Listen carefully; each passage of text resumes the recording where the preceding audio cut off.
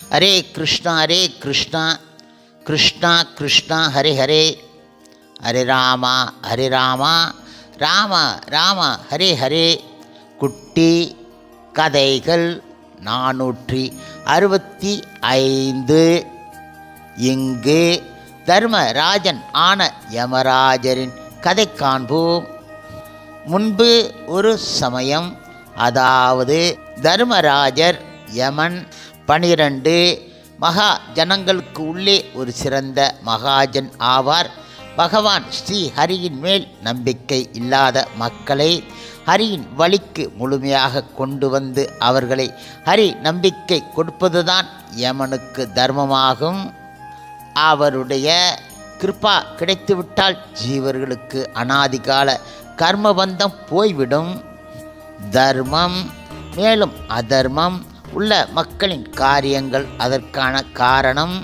கர்ம பூர்வாங்க அட்டவணைக்கு ஏற்ப பாவங்கள் புண்ணியங்கள் பகுதிகளை விசாரணம், மேலும் சொந்த கர்ம பலத்திற்கு ஏற்ப துன்ப காரணம், யாருக்கு எவ்வளவு என்ன கணக்கு தண்டனை கொடுப்பது, யாருக்கு எங்கே எந்த விதத்தில் தேகதானம் பிறவி கொடுப்பது போன்ற காரணங்களை பார்த்து பகவான் கிருஷ்ணர் மூலம் அந்த காரியங்களுக்கு ஏற்ப பிரச்சனை இல்லாது பரிபாலனம் செய்வதற்காகவே யமனை பகவான் நியமித்து இருக்கின்றார். முழுமுதற் கடவுள் மற்றும் பரமபுருஷ பகவான் ஸ்ரீ கிருஷ்ணரின் தூய பக்தரான யமராஜர் செய்த செயலின் காரிய காரணமாக ஆத்மாவிற்கும் ஜீவர்களின் கர்ம பலனுக்கு ஏற்ப ஸ்வர்க்கம் மற்றும் நரகம் போன்றவைகளை ஏற்பாடு செய்கின்றார். அந்த காரணத்தால் யமன் விசாரணை காரியங்களிலே முழு சொந்தக்காரனாக எஜமானாக இருக்கின்றார். யம தர்மராஜா பூர் என்ற இடத்தில் நிர்வாக பொறுப்பு வகிப்பதால் அவரை யமன் புரி என்று சொல்வார்கள். அந்த யமன் புரி என்பது 4000 குண்டம் நரகம் மூலம் நிரம்பி இருக்கின்றது. தாமிஸ்ரோ, அந்த தாமிஸ்ரோ, சுகமுகி, ரௌரவ, கும்பிபாத போன்ற பல நரகங்கள் அங்கே இருக்கின்றன. ஒருவன் செய்யக்கூடிய அநியாயம், தீவிரவாதி ஆனவன் அவன் செய்யும் காரியங்களுக்கு ஏற்ப அவனுடைய சூட்சும தேகத்திலே 1000 நரக வேதனை அடையச் செய்வார். இதைத் தவிர கிருமி, பூச்சி, மரம், மலை, மேலும் பர்வதம், பசு பட்சி, மனிதர்கள், தாவரம், ஜங்கமம் போன்ற பற்பல கீழான ஜன்மங்களில் சுற்றி கொண்டு இருப்பார்கள். அதாவது பாவம் செய்யும் ஜீவன்கள் ஆவார்கள்.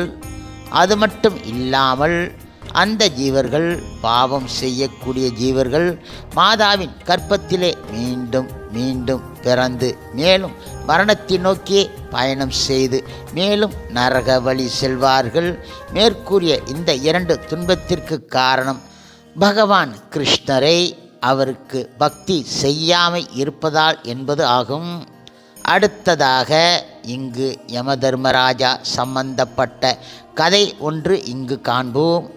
முன்பு ஒரு சமயம் மாண்டவ ரிஷி பாலகனாக இருக்கும்போது விளையாட்டு பிள்ளைத்தனமாக பறக்கும் பூச்சியை பிடித்து அதன் ஆசனவாயில் ஒரு சிறிய குச்சியை நுழைத்து விளையாடியதால் பாவம் அடைந்துவிட்டார்.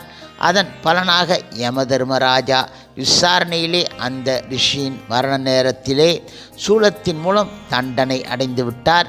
பிறப்பிலிருந்து 5 வருடம் வரை யாருடைய இதயத்திலும் பாவ புத்தி உதயம் ஆகாது. அதனால் அவர் தோஷம் இல்லாதவர் ஆனார். அப்பொழுது அவர் தண்டனை பெறுவதற்கு அவரை சூலத்திலே ஏற்றினான். அப்பொழுது மாண்டவ ரிஷி கூறினார், அவர் பாலகனாக இருக்கும்போது செய்த வேலையை தான் செய்வது அறியாமல் இருந்தார். மேலும் குழந்தை பருவத்தில் விளையாடும் வகை என நினைத்து மிகவும் ஆனந்தம் அடைந்தார். ஆனால் யமனோ அவருடைய ஒரு வார்த்தையும் கேட்கவில்லை. அந்த காரணத்தினால் யம தர்மராஜா தன்னுடைய விசாரணை பூரணமாக இல்லாத காரணத்தினால் யமனுக்கு மாண்டவ ரிஷி அபிசாபம் கொடுத்தார். ஓ யமனே, நீ பெரிய அபிமானி மேலும் அகங்காரி. இந்த காரணத்தினால் நீ விசாரணை காரியங்களில் தவறு செய்துவிட்டாய், அதனால் உனக்கு அபிசாபம் கொடுக்கிறேன் என்றார். அடுத்த ஜென்மத்தில் நீ தாசியின் புத்திரனாக பிறப்பாய் என்றார். அடுத்த ஜென்மத்தில் வியாசர் மூலம் சூத்ராணி கற்பத்தில் புத்திரனாக விதுரர் என்ற பெயரிலே யமன் பிறந்தார். இதனை மகாபாரத கதையில் அறிந்து கொள்ளலாம். யமதர்மராஜா மகாபாகவத உத்தமர், இதில் எந்த ஒரு விதமான சந்தேகமும் கிடையாது. ஹரே கிருஷ்ணா ஹரே கிருஷ்ணா கிருஷ்ணா கிருஷ்ணா ஹரே ஹரே, ஹரே ராமா ராமா ராமா ஹரே ஹரே. ஸ்ரீல பிரபுபாதரின் சேவையில் இஸ்கான் பக்தர்கள்